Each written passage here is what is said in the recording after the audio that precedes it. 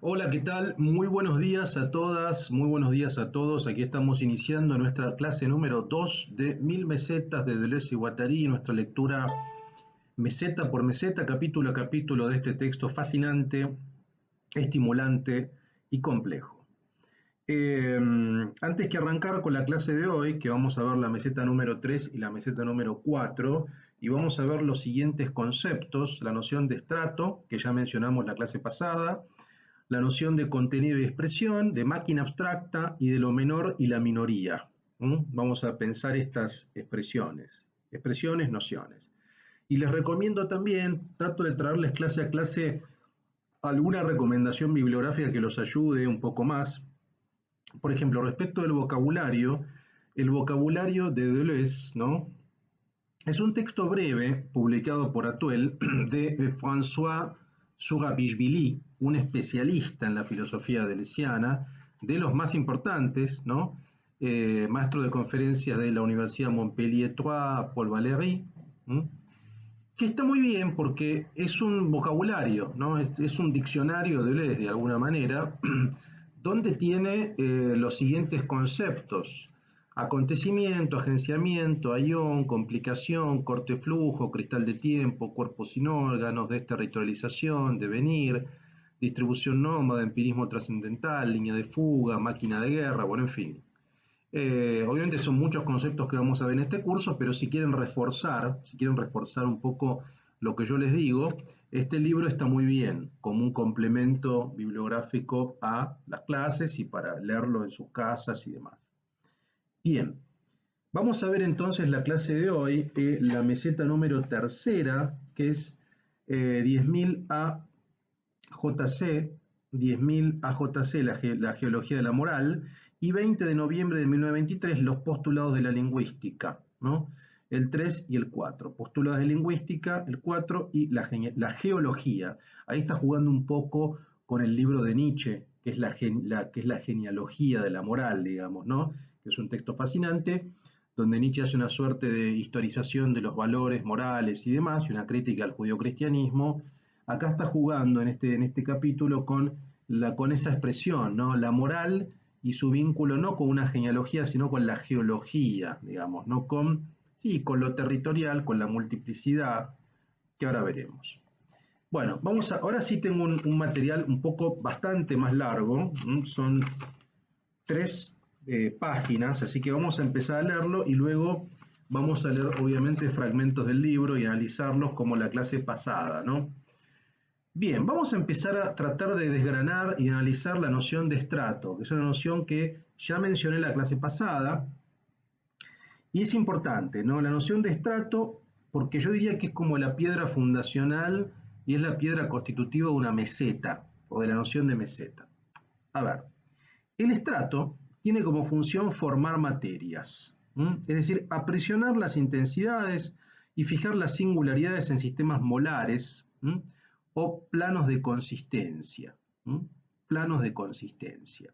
Entonces, un estrato forma materias, un estrato aprisiona intensidades, un estrato fija singularidades en sistemas molares. Lo molar lo veremos más adelante, pero lo molar de alguna manera es eso, es una cristalización de una identidad, ¿no? Es una cristalización binaria también de una identidad. Por ejemplo, hombre-mujer. Por ejemplo, no sé, casa, escuela. ¿Se entiende? O sea, en general, una visión molar o una constitución molar tiende a fijar una identidad, a aprisionarla, a fijar una intensidad y a oponerla binariamente a otra, ¿no? A dar cuenta de ese aprisionamiento de intensidades. Dice, a su vez, Deleuze y Guattari delimitan 3 tipos de estratos, y el estrato es eso, forma materia, se aprisiona. A su vez tenemos 3 tipos: el estrato físico-químico, el estrato biológico y el estrato antropomorfo o aloplástico, es decir, crean las modificaciones del mundo exterior. Es decir, habría 3 tipos de configuraciones desde el punto de vista físico a nivel de los estratos: el físico-químico, el biológico y el antropomórfico, o sea, el que estaría vinculado con el hombre. Todo estrato es doble y se compone de un fragmento o estrato de expresión o estrato de contenido. Es decir, todo estrato tiene una doble dimensión: la dimensión del contenido y la dimensión de la expresión, ¿no? Contenido y expresión. Todo estrato, al estar constituido por estos dos planos, supone una máquina abstracta que los configura desde estos dos segmentos de expresión y contenido que los compone. Vale decir, una máquina abstracta es un plan de composición del plan de consistencia. Entonces tenemos el estrato, que puede ser físico-químico, antropomórfico o biológico, tiene una doble dimensión, que es el contenido, lo que tiene, y la expresión, cómo lo manifiesta. Esto lo tiene todo estrato. Ahora, esa composición de dos planos de contenido y de expresión se da a través de lo que le llama máquina abstracta. Una máquina abstracta, para que usted tenga una idea, es, a ver, para ponerlo de manera gráfica, ¿no? Es como un manual de composición de algo, o como un arquetipo, o como un manual de instrucciones para poner en relación diferentes elementos, ¿se entiende? Entonces, la máquina abstracta, lo que se llama máquina abstracta, es la forma en la que se relaciona, si ustedes quieren, el contenido con la expresión de ese estrato. O sea, ¿cómo se vincula el contenido y la expresión en un estrato? Bueno, tenemos que ver la máquina abstracta, ¿se entiende? O sea, sería algo así como el diseño que luego operativamente se estructura en la relación de contenido y expresión concreta en un estrato particular. Entonces, la máquina abstracta es un plan de composición, esa es la definición, un plan de composición del plan de consistencia. El plan de consistencia es cómo aprisiona el estrato, a la intensidad y cómo vincula su contenido con su expresión, ¿no? Entonces, una máquina abstracta es un plan de composición. Es como si yo te dijera, este es el manual de instrucciones para componer un estrato. Bueno, es eso, es cómo relaciono los elementos. Pero es fundamental, obviamente. Ahora, eso lo veo en la práctica, lo veo en la composición. Los estratos resultan de un proceso de desestratificación que es concebido como espesamiento y una coagulación, una caída y recaída sobre el plan de consistencia. Los estratos están animados por un movimiento de desterritorialización, de decodificación relativa. Análogamente, el concepto de máquina abstracta en Deleuze y Guattari es semejante al concepto de diagrama en Foucault. Ambos son composiciones ideales de dispositivos concretos, como por ejemplo la prisión, un dispositivo disciplinario. La máquina abstracta precede al estrato lingüístico, este no tiene autonomía ni hegemonía y permanece siempre subordinado a ella. Bueno, acá hay otras características del estrato. El estrato, digamos, implica a su vez una desestratificación. O sea, ¿qué quiero decir? La composición de un estrato, que determina la máquina abstracta, implica a su vez una descomposición. O sea, quiere decir, si lo puedo componer en este sentido, lo puedo descomponer en otro sentido, ¿no? Por eso habla de el espesamiento o la coagulación. Es decir, el estrato se espesa o se coagula, pero a su vez puede desestratificarse, puede desensamblarse, puede ensamblarse de otra manera. Vale decir, un estrato está atravesado también por velocidades o por desterritorializaciones. Es decir, en un momento se consolida y en un momento puede desarmarse, ¿se entiende? El concepto de máquina abstracta se parece un poco al concepto de diagrama en Foucault, es más o menos lo mismo, digo, un diagrama, para hacerles una analogía que quizá los ayude un poco, ¿no? Foucault habla de dispositivo y de diagrama. Por ejemplo, un dispositivo disciplinario es la prisión. La prisión es concreta. Si ustedes quieren, eso sería en términos deleuzianos un estrato. El estrato disciplinario, es decir, cómo se aprisionan intensidades, cómo se modulan los cuerpos ahí, pero eso es bien concreto, digo, tiene su contenido, las celdas, los prisioneros, su expresión, su representación. Ahora, el diagrama del dispositivo disciplinario prisión es el panóptico. El panóptico no es la prisión, el panóptico es el ideal. Un panóptico es el dibujo, el plan de instrucciones, si ustedes quieren, el manual de instrucciones para construir la prisión. ¿Se entiende? Bueno, un poco esa es la idea que tiene Deleuze con esta noción de máquina abstracta. El diagrama Foucaultiano sería como la máquina abstracta y el estrato sería como el dispositivo. O sea, en el estrato o en el dispositivo vemos en acción la relación de los elementos. Vemos cómo se vincula concretamente contenido y expresión. Mientras que máquina abstracta y diagrama sería algo así como el ideal. Sería como el plan de instrucciones, ¿no? Para realizarlos, ¿no? Composiciones ideales de dispositivos concretos. Bien. Espero que más o menos quede claro, digamos, ¿no? La revolución que introduce Mil Mesetas y que lo diferencia del Antiedipo implica un viraje rotundo en la lógica o epistemología de las ciencias humanas, al crear una teoría de la expresión que invierte el órgano estructuralista. En este sentido, Deleuze y Guattari denuncian el despotismo del significante saussuriano estructuralista a fin de construir una nueva teoría de la expresión a partir de tres elementos. O sea, van a denunciar, van a criticar, primero esto ya venía también desde antes, ¿no? Pero van a criticar esa estructuración del signo saussuriana de Saussure entre significante y significado, ¿no? O sea, van a tratar de salir de esa estructura, de esa dinámica saussuriana estructuralista. Y se van a construir una nueva teoría de la expresión a partir de tres elementos: contenido, expresión, que configuran el estrato, una crítica de la lingüística y una clasificación de los regímenes de signos.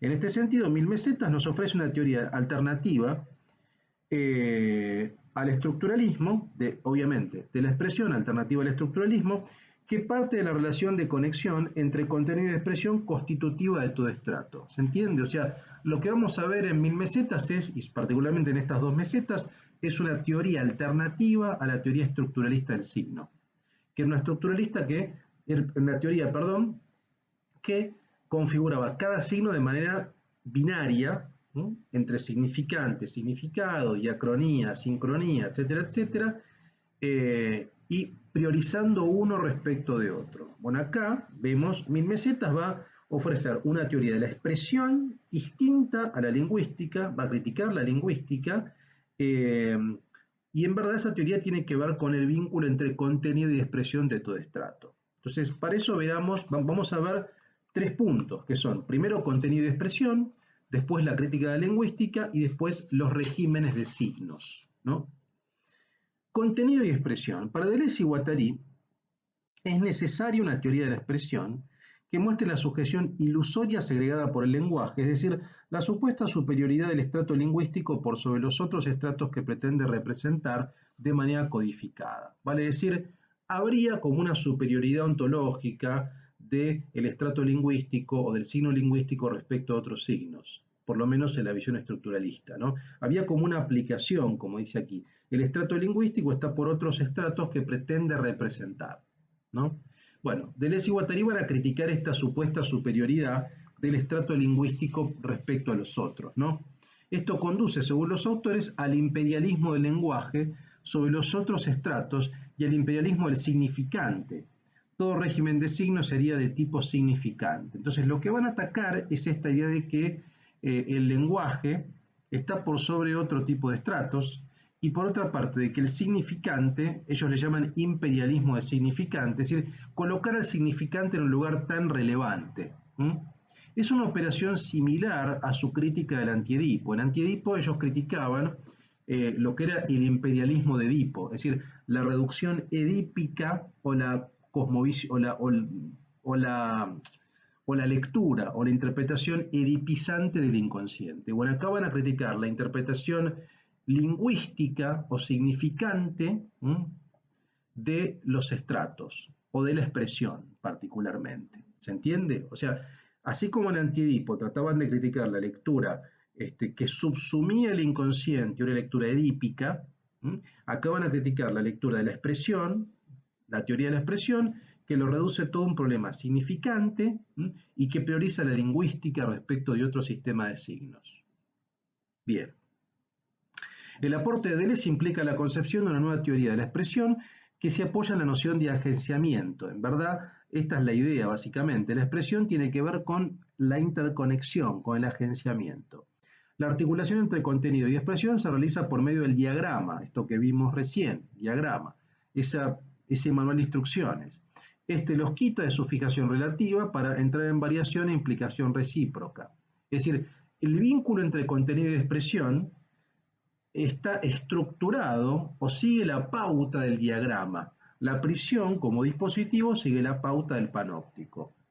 El estrato, en su vínculo de contenido y expresión, sigue la pauta de la máquina abstracta, que es el plano, es el manual de instrucciones, ¿no? O el agenciamiento. El agenciamiento es la interconexión de elementos heterogéneos. A nivel diagramático no existe ya la distinción entre cuerpo y signo, y cosa y palabra. Los signos trabajan directamente sobre las cosas y las cosas se despliegan a través de los signos. Contenido y expresión no preexisten a la doble articulación que expresa el agenciamiento. En otros términos, contenido y expresión son inseparables del mismo agenciamiento. ¿Se entiende? O sea, lo que dicen Deleuze y Guattari es lo siguiente: el contenido y expresión, que forman parte del estrato, o sea que son dos dimensiones del estrato, de todo estrato, es decir, de todo aprisionamiento de intensidades, de toda formación de intensidades, ¿no? Son inseparables del agenciamiento. Vale decir, el contenido y expresión que configuran todo estrato están articulados a partir de un agenciamiento, pero no los preexisten. ¿Qué quiero decir? No existen en tanto y en cuanto no son agenciados. Cuando son agenciados, cuando son interconectados, ahí tomamos conciencia de su existencia. ¿Queda claro? Es decir, la idea de que no hay una preexistencia, no hay una existencia previa del contenido y la expresión de un estrato, ¿no? Existen, o uno los percibe en tanto y en cuanto están agenciados, en tanto están interconectados. ¿Por qué? Porque la teoría de la multiplicidad de Deleuze es eso, es multiplicidad. O sea, no hay nada por fuera de la multiplicidad.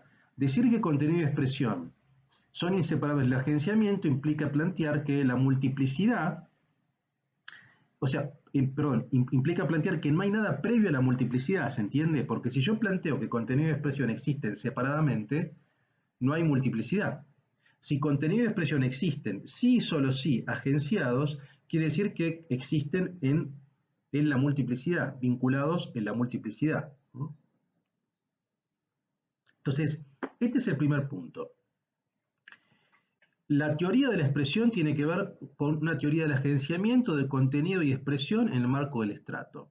No hay una lectura estructuralista, no hay un privilegio de la lingüística como régimen de signo, no hay un imperialismo del significante, sino lo que tenemos es una pragmática, es decir, es una relación continua, constante, entre contenido y expresión que configuran estratos. Y esas relaciones van cambiando. Primer punto. Segundo punto.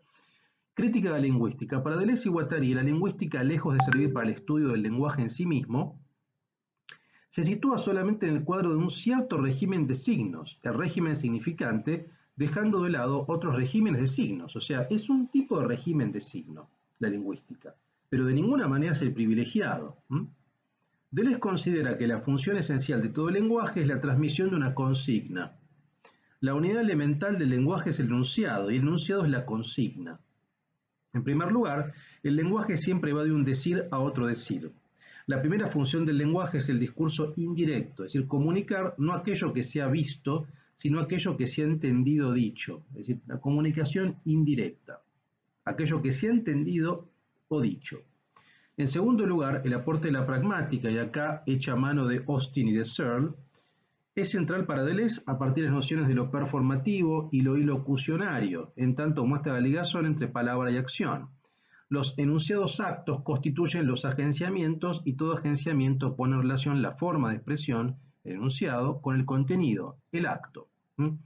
Estos agenciamientos provienen de aquello que tiene curso legal en el campo social dado. Son impersonales y colectivos, vale decir, son agenciamientos colectivos de enunciación.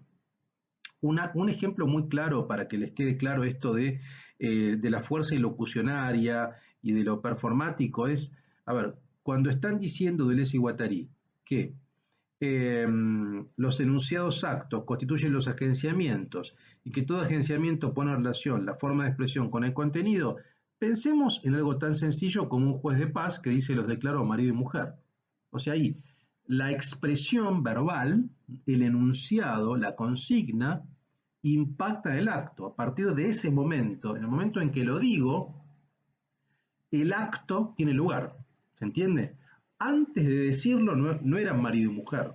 Cuando yo digo los declaro marido y mujer, ahí son marido y mujer. Legalmente tiene fuerza de ley a partir de la consigna del enunciado. Entonces, esto es lo que se llama fuerza ilocucionaria, sobre todo. Y es performativo, porque a partir de ese momento esas personas performan marido y mujer.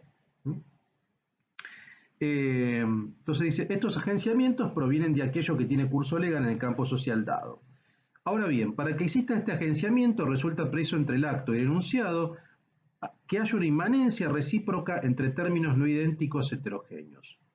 Los actos se definen por el conjunto de transformaciones incorporales. Deleuze apela a la teoría estoica de los incorporales. Bueno, no voy a ampliarlo porque no da, digamos, pero es una lectura bastante sofisticada que tiene Deleuze de la noción de incorporal, que viene del estoicismo griego particularmente, no del romano, sino sobre todo del griego, digamos, ¿no?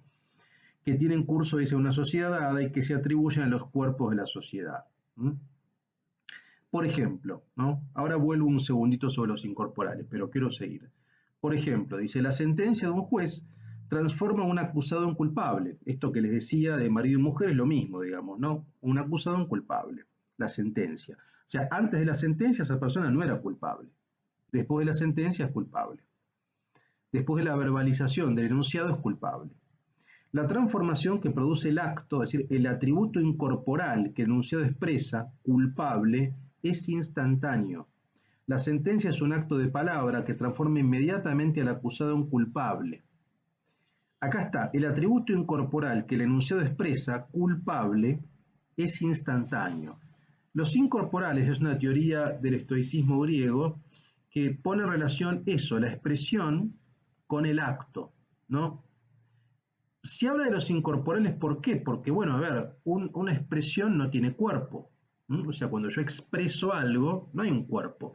Sin embargo, después sí impacta en el acto y por tanto en cuerpos, ¿no? Entonces, es una teoría de la expresión, en definitiva. Yo no quiero que nos quedemos tanto en esta noción del estoicismo, sino quiero que comprendamos cómo entiende Deleuze, ¿no? Cómo entiende Deleuze el vínculo entre enunciado y acto. Enunciado y acto. Forma de expresión, enunciado con contenido, que es el acto. El ejemplo de la sentencia que transforma un acusado en culpable es clarísimo, me parece a mí, ¿no? La transformación que produce el acto, es decir, el atributo incorporal que el enunciado expresa, es instantáneo. La sentencia es un acto de palabra que transforma inmediatamente al acusado en culpable.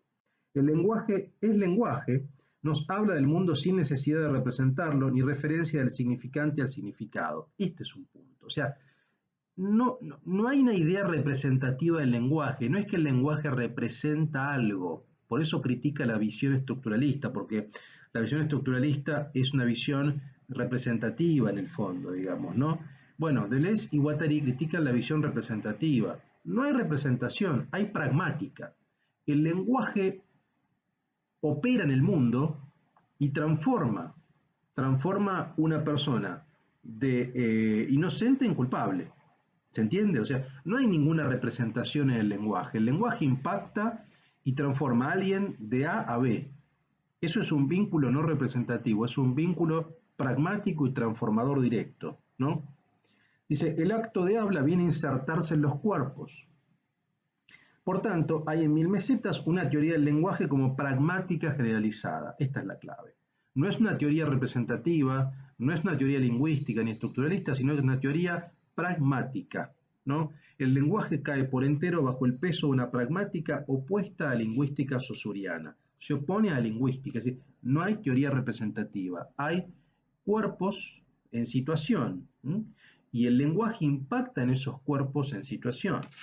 En primer lugar, el lenguaje no es un código y la palabra no es información, ¿no? Es enunciado, consigna que impacta en cuerpos. En segundo lugar, no existe zona científica independiente de la pragmática. Esta se extiende a todas las dimensiones del lenguaje. O sea, no hay una zona como la lingüística privilegiada, científica. No, hay una pragmática de todo régimen de signo. Es decir, hay un vínculo entre enunciado y acto y cuerpo en todo tipo de nivel. Se debe renunciar a la existencia de invariantes estructurales o universales en beneficio de una heterogeneidad fundamental de la lengua. Es decir, no hay un universal, no hay algo así como una lengua, no hay esta distinción que hace Saussure también entre lengua y habla, por ejemplo, ¿no?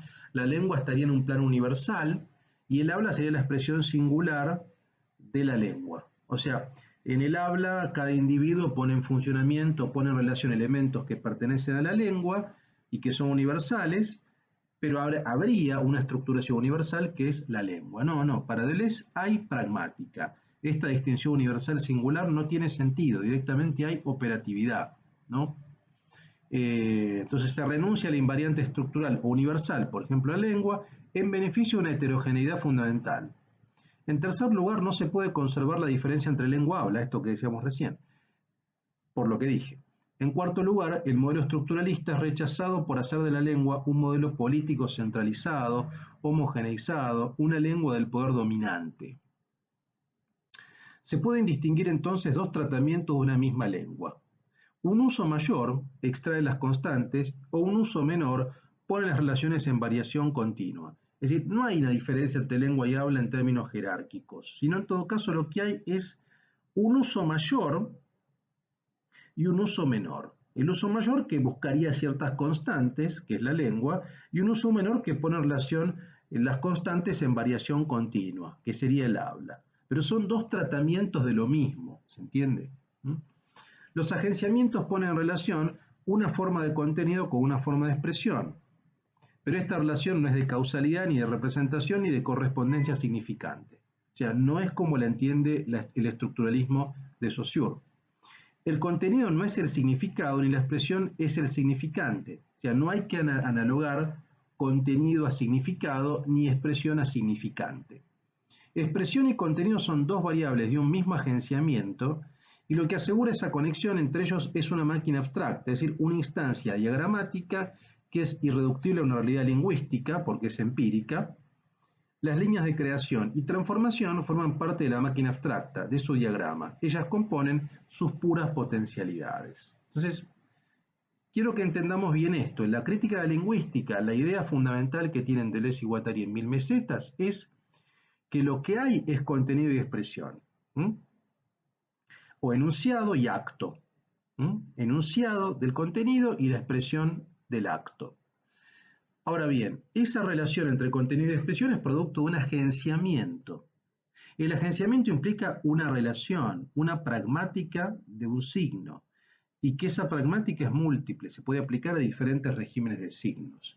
No tenemos que analogar el contenido al significado y la expresión al significante, porque eso implicaría una visión representativa y binaria de la cual quieren salir Deleuze y Guattari. Lo único que tenemos en todo caso son expresión y contenido como dos variables de, por supuesto, dos dimensiones de un estrato, que es configurado a partir del agenciamiento, a partir de la relación. Pero en tanto y en cuanto ese agenciamiento cambie, va a cambiar esa relación, ¿se entiende? O sea, si cambia el agenciamiento, cambia la relación, y por tanto cambia el vínculo entre contenido y expresión, y por tanto se configura otro estrato. Entonces, lo que asegura esa conexión entre ellos es una máquina abstracta. Máquina abstracta es eso, insisto, es un diagrama, es un manual de instrucciones para poner en relación el contenido de la expresión. Ahora, ese manual de instrucciones, entre comillas, existe de manera empírica.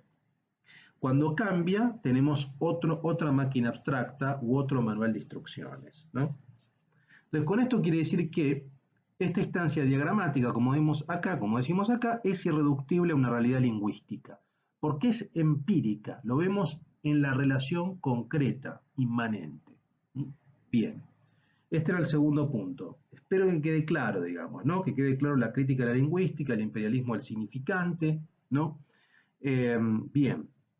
Y el tercer punto, los regímenes de signos, dicen, Deleuze y Guattari denominan régimen de signo toda formalización específica.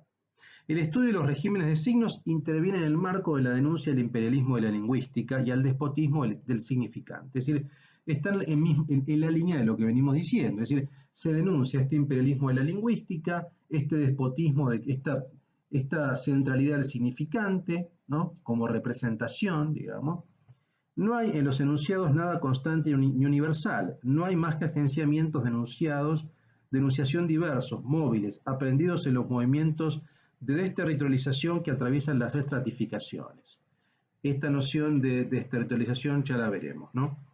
Pero en principio lo podemos entender como un proceso de devenir, ¿no? Un proceso de movimiento, de devenir que no para, ¿no? Que no para, y que atraviesa el estrato, y que atraviesa y configura, en cierto modo, el estrato. La ilusión de la semiótica general se basa en la negación de la prioridad ontológica de los flujos moleculares y desterritorializados. O sea, la idea de que puede existir algo así como un vínculo universal o un vínculo entre lo universal de la lengua y la singularidad del habla es ilusoria. Es ilusoria, ¿no? Lo único que tenemos es una pragmática generalizada de diferentes regímenes de signos.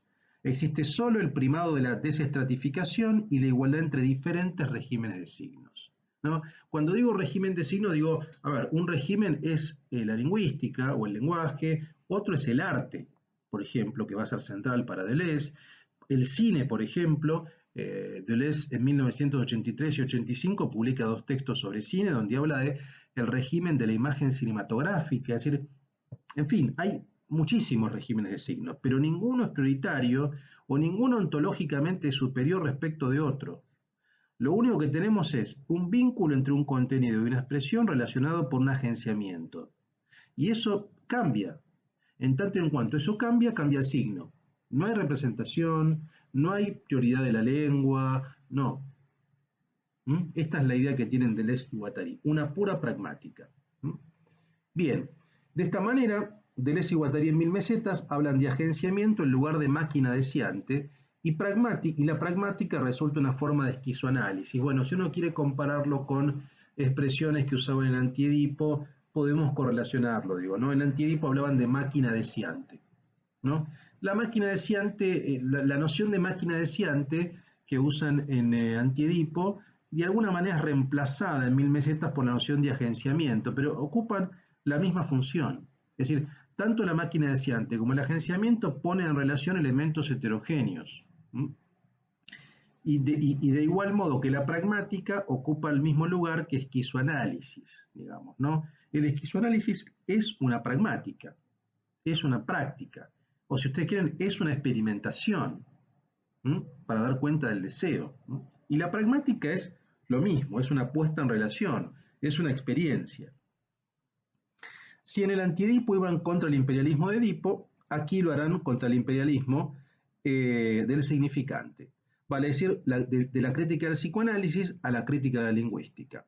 Si en Antiedipo los autores buscaban desedipizar, o sea, tener una interpretación no edipizante o no edípica del inconsciente, ¿no? En Mil Mesetas pretenden desestratificar, ¿no? Abrirse a nuevas funciones de signos. Esta es la idea central, ¿no? Entonces, un poco para que vean las diferencias que tienen y las modificaciones que tienen respecto de, el Antiedipo, ¿no? En Antiedipo se buscaba desedipizar el inconsciente y acá se busca, como decíamos antes, desestratificar, abrirse a nuevos regímenes de signos, salir de la prioridad lingüística, salir del despotismo del significante, digo, pensar los signos de un modo no estructuralista. Este es el punto central. Bien. Bueno, obviamente igual van a poder leer este material de lectura por si queda claro. Yo sé que es un poco más complejo ya, el tema del lenguaje es un tema que no es tan sencillo, pero bueno, espero que más o menos quede claro, si no obviamente pueden preguntarme en el foro interactivo todo lo que quieran, digamos, ¿no? Vamos a leer un par de párrafos y analizar un par de párrafos. Primero, de la geología de la moral, por quién se toma la tierra. Van a ver que cada meseta siempre comienza obviamente con alguna alusión. Acá comienza hablando del profesor Schallinger, ¿no?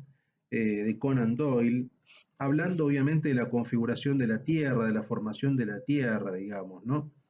Y van a retomar ciertas expresiones que veníamos viendo como cuerpos sin órganos y demás. Por ejemplo, en la página 49 dice: las sustancias tan solo son materias formadas. Las formas implican un código, modos de codificación y de descodificación.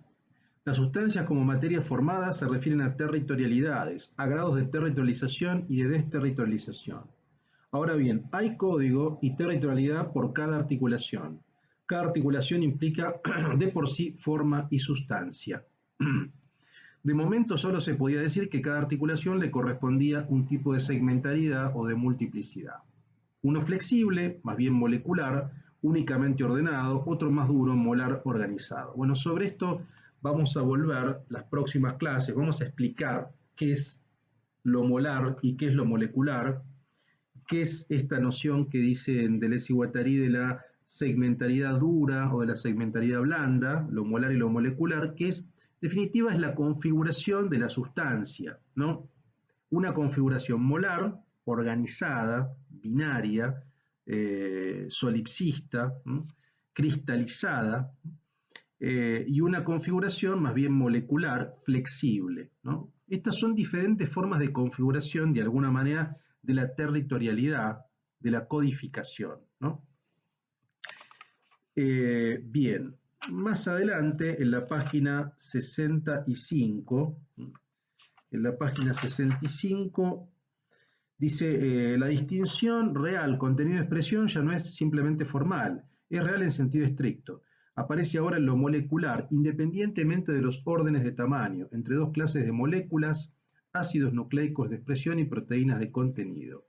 La expresión y el contenido tienen cada uno parte de molecular y de molar. La distinción ya no concierne a uno solo y a un conjunto. En resumen, lo que caracteriza al estrato orgánico es ese alineamiento de la expresión, esa relevancia o esa preponderancia de una línea de expresión, ese plegamiento de la forma y la sustancia de expresión en una línea unidimensional, que va a garantizar la independencia recíproca con el contenido sin necesidad de tener en cuenta las órdenes del tamaño. Bueno, acá lo que está diciendo es que contenido de expresión, que configura un estrato obviamente, y su relación es una relación producto del agenciamiento, contienen cada una de sus partes una parte molecular y una parte molar. Es decir, tanto el contenido como la expresión están configurados de un modo flexible, por tanto transformable, por tanto cambiante,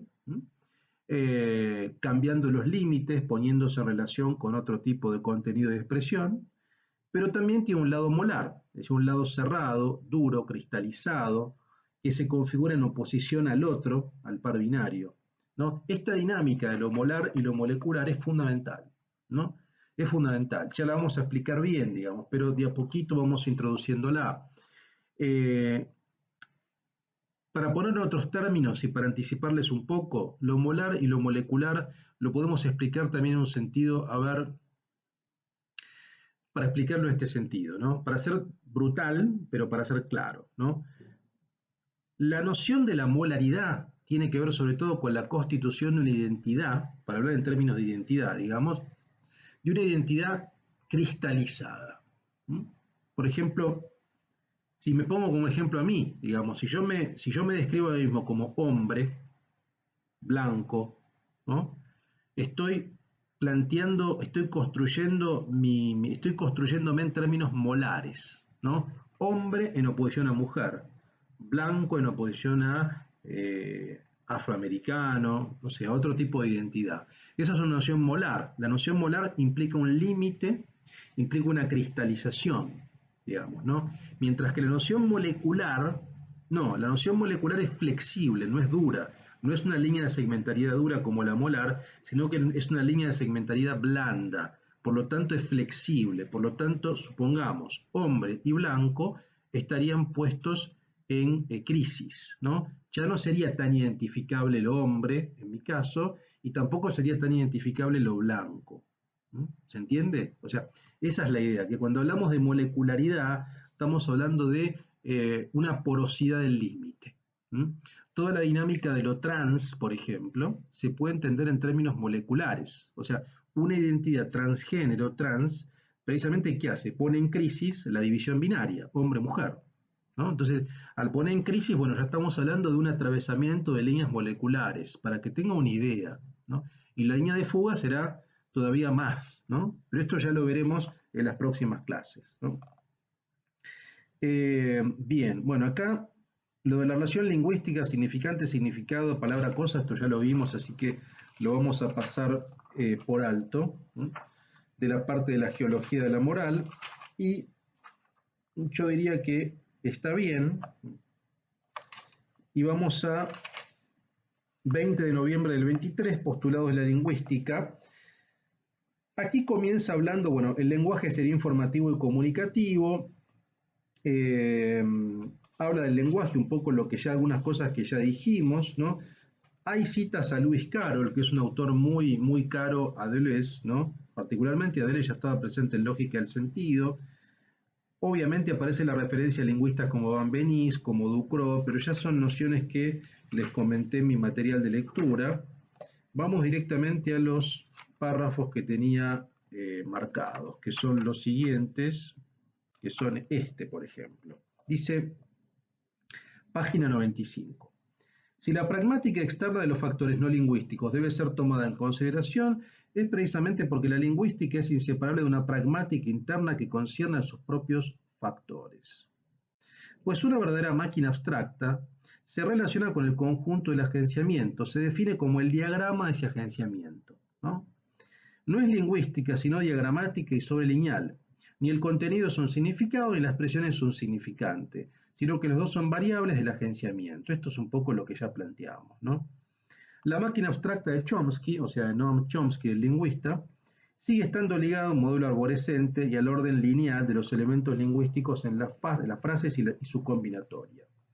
Pero desde el momento en que se tienen en cuenta valores pragmáticos o variables internas, especialmente en función del discurso indirecto, forzosamente hay que intervenir hiperfrases o construir objetos abstractos que implican una sobrelinealidad, es decir, un plan cuyos elementos ya no tienen un orden lineal fijo, sino el modelo rizoma.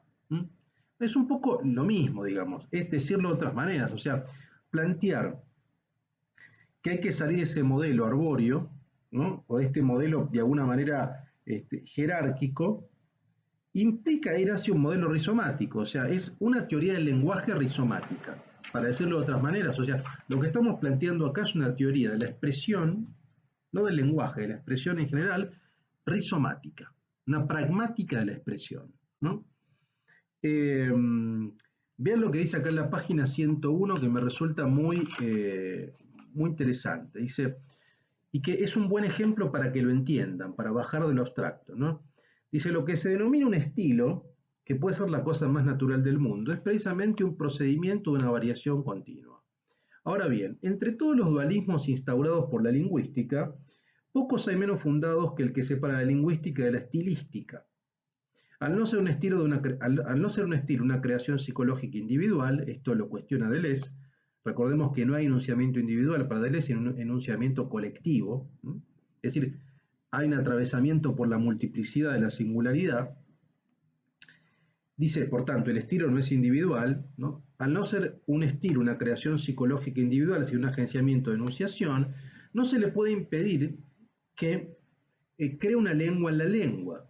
Supongamos una lista arbitraria de autores que nosotros amamos. Citemos una vez más a Kafka, Beckett, Gerasim Luca, Jean-Luc Godard. Veamos que todos ellos están más o menos en la situación de un cierto bilingüismo. Kafka, judío checo que escribe en alemán. Beckett, irlandés que escribe a la vez en inglés y francés. Luca, de origen rumano. Godard y su voluntad de ser suizo.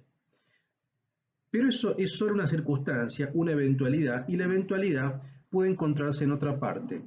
Vemos también que muchos de ellos no son solo escritores, pues cuando se somete a los elementos lingüísticos un tratamiento de variación continua, cuando se introduce en la lengua una pragmática interna, a esto quería llegar, una pragmática, uno se ve forzosamente abocado a tratar de la misma manera elementos no lingüísticos, gestos, instrumentos, como si los dos aspectos de la pragmática se unieran en la misma línea de variación, en el mismo continuum. Es más, quizás sea el exterior en donde primero ha venido la idea. El lenguaje no ha hecho más que continuar como en las fuerzas necesariamente externas de un estilo. Este es el tema. O sea, estos ejemplos que da de Kafka, de Beckett, de Godard, lo que ve ahí es algo así como él lo dice, un lenguaje dentro del lenguaje, o una lengua menor, como también va a decir más adelante. Es decir, esta operatividad, ser extranjero en la propia lengua, implica poner en funcionamiento una pragmática distinta, vale decir, poner en relación los elementos de manera distinta, vincularle el contenido y la expresión de una manera distinta. Esto es lo que hace, por ejemplo, Kafka con el alemán. Esto es lo que hace, por ejemplo, Beckett cuando escribe en francés, no siendo francés, por lo tanto, apropiándose de términos y de vocabularios que no son nativos y apropiándoselos de manera anómala, ¿no? Entonces, poner en variación continua elementos lingüísticos y no lingüísticos también. Esto es una pragmática. Vean cómo sigue acá con el tema de la lengua. Dice en la página 104. Habría pues que distinguir dos tipos de lenguas, altas y bajas, mayores y menores, se pregunta, ¿no? Unas se definirían precisamente por el poder de las constancias, las otras por la potencia de la variación. Eh, bueno, sigo más adelante, les quiero dar otro ejemplo respecto de algunas lenguas. Dice, vean por ejemplo esto. El Afrikaans, ¿no?, que es la lengua de Sudáfrica, por el contrario, ha logrado su homogeneidad cuando una lengua localmente menor en lucha contra el inglés. Es inútil criticar el imperialismo mundial de una lengua denunciando las corrupciones que introducen otras lenguas. Por ejemplo, la crítica de los puristas contra la influencia inglesa, la denuncia, la influencia inglesa, la denuncia pujadiste o académica del franglés, bueno, cómo el inglés contamina el francés, digamos, ¿no? Pues una lengua como el inglés, el americano, no es mundialmente mayor sin estar trabajada por todas las minorías del mundo, con procedimientos de variación muy diversos. La forma en la que el gaélico, el anglo-irlandés, hace variar el inglés, la forma en que el Black English, el dialecto de gueto afroamericano, por ejemplo, y tantos otros guetos hacen variar el americano hasta el extremo de que New York es casi una ciudad sin lengua. Es más, el americano no se ha constituido en sus diferencias con el inglés sin ese trabajo lingüístico de las minorías. Entonces lo que está diciendo es, no tiene sentido denunciar, como le dice acá, por ejemplo, el imperialismo una lengua mayor respecto de otras, porque incluso esa lengua mayor está constituida por minorías. Acá la teoría de la minoría va a ser fundamental, ya la veremos más adelante también, digamos, ¿no? En definitiva, el inglés homogéneamente no existe. O sea, el inglés es una consecuencia de el Black English, del gaélico, del irlandés, del anglo-saxon. Es decir, es una consecuencia de esas variaciones continuas que van mutando, ¿no?, y que configuran eso, que es un bloque completamente heterogéneo. Eso es lo que le interesa a Deleuze, ¿no? ¿No? Ahí es donde se ve la pragmática del lenguaje, sobre todo, ¿no? Respecto de esto minoritario, y respecto de lo menor y la minoría, esto tiene un aspecto doble. Un aspecto ontológico, que es el que estamos viendo ahora, ontológicamente cómo se constituye lo mayor a partir de minorías, pero también va a tener un aspecto político, ¿eh? O sea, más adelante vamos a ver la cuestión política de lo menor, digamos, ¿no?, o de lo minoritario. En la página 108 dicen Deleuze y Guattari, no hay devenir mayoritario. Mayoría nunca es un devenir, el devenir siempre es minoritario. Las mujeres, cualquier que sea su número, son una minoría, definible como estado subconjunto, pero solo crean si hacen posible un devenir que no es propiedad suya, en la que ellas mismas deben entrar, un devenir mujer que concierne al hombre en su totalidad, al conjunto de hombres y mujeres. Y lo mismo sucede con las lenguas menores, no son simplemente sublenguas, idiolectos o dialectos, sino agentes potenciales para hacer entrar la lengua mayor en un devenir minoritario, de todas sus dimensiones, de todos sus elementos. Este es el punto.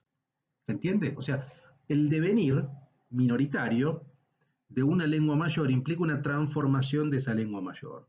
Eso es una cuestión ontológica, pero también es una cuestión política, porque cuando hablamos de modificación de lo mayor, o cuando hablamos de modificación de una identidad nacional, por ejemplo, o de una política estatal, hemos pasado, según Deleuze y Guattari, por un devenir, y el devenir siempre es minoritario. O sea, siempre es una variación minoritaria que pone en relación la expresión y el contenido de un modo singular. Y eso impacta en lo mayor, de alguna manera, ¿no? Este es el punto central. Les leo el último párrafo. Dice, la misma página, la 108, dice, el devenir minoritario como figura universal de la conciencia se llama autonomía. Por supuesto, no se deviene revolucionario utilizando una lengua menor como dialecto, haciendo regionalismo o gueto, utilizando muchos elementos de minoría, conectándolos, conjugándolos. Se inventa un devenir específico autónomo imprevisto. Ya vean la sutileza. Acá ya aparecen elementos bastante politizantes, en el sentido de que la minoría, ¿qué se entiende por minoría? La minoría, o sea, no se es revolucionario utilizando un dialecto, ¿m?, o haciendo regionalismo o gueto. eso no necesariamente implica una actitud revolucionaria, sino más bien, ¿no? Cuando se inventa un devenir específico, autónomo e imprevisto. Ahí sí puede haber cierta chispa de transformación revolucionaria, ¿no? Este elogio del imprevisto, del acontecimiento, es lo que le interesaba, por ejemplo, a Deleuze de mayo del 68. O sea, que nadie había previsto eso un día antes. Bueno, a eso se le llama devenir, que siempre es minoritario. No no utilizar un dialecto o a una lógica de gueto, para nada, digamos. No, más bien es un devenir específico, autónomo e imprevisto, sobre todo imprevisto, ¿no? Bien, bueno, y con eso ya quedarían 2 páginas de este capítulo y estaríamos terminándolo, ¿no? Bueno, espero haya más o menos quedado claro, ¿no? Lo que quiero que quede claro esta clase sobre todo es, primero la noción de estrato, la noción de contenido y expresión como 2 dimensiones del estrato, cómo el contenido y la expresión están puestos en relación por el agenciamiento, ¿no? La noción de máquina abstracta como un diagrama, ¿no? Como un diagrama que operativamente se ve en ese vínculo entre el contenido y la expresión, ¿no? Como una suerte de plan de consistencia. Y luego la crítica a la lingüística, la crítica al imperialismo del significante, la crítica a la noción privilegiada del estructuralismo, ¿sí? Y la noción sobre todo una pragmática generalizada de signos, ¿sí? Dentro de los cuales están los signos del arte y otro tipo de signos. Si más o menos queda claro eso, me quedo conforme, ¿no? Obviamente, cualquier duda me escriben al foro interactivo y vamos viendo cuáles son las dudas que tienen o los aportes que quieren hacer. Yo creo que esto de la cuestión minoritaria de las lenguas es un tema además muy actual. Yo lo veo muy actual. Por ejemplo, cuando recién decía esto, pensaba y me reenvió al problema catalán, digamos, ¿no? En España, ¿no? Claramente, ¿no? O sea, la noción de la lengua tan identitaria, bueno, claramente lo que está planteando Deleuze acá, que eso per se no es un acto revolucionario, ¿no? Eso no es un acto, al revés, quizás es un acto molar, es un acto que cristaliza la identidad, ¿no? Lo que sí es un gesto revolucionario es el imprevisto, y la autonomía tiene que ver con la imprevisión. Entonces, todas estas discusiones por los regionalismos, que son tan actuales en Europa sobre todo, en España es muy evidente, ¿no? Los regionalismos y las lenguas particulares, ¿no? Y la preservación de la propia lengua, bueno, hay un conflicto, ¿no? Porque eso también tiene su dimensión molar, su dimensión cristalizada, su dimensión que implica la separación y el límite respecto del otro, o sea que no es mestizo, ¿no? Es un debate interesante y acá ya se empieza a ver, ya lo vamos a retomar cuando veamos la lógica de lo menor, de la minoría no tiene que ver con el número tampoco. O sea, la política minoritaria que va a plantear Deleuze no es una política de número, ¿no? Sino que es la minoría con respecto a una estructura de poder, no con respecto a una cantidad, ¿se entiende? O sea, la lógica de lo menor no tiene que ver con una cuestión cuantitativa, sino cualitativa. Esto ya lo vamos a desarrollar con más detalle. Bueno, vamos a cerrar la clase de hoy. Obviamente, cualquier duda al foro interactivo y les mando un fuerte abrazo y seguimos la próxima clase con los senderos rizomáticos de 1000 mesetas. Les mando un abrazo.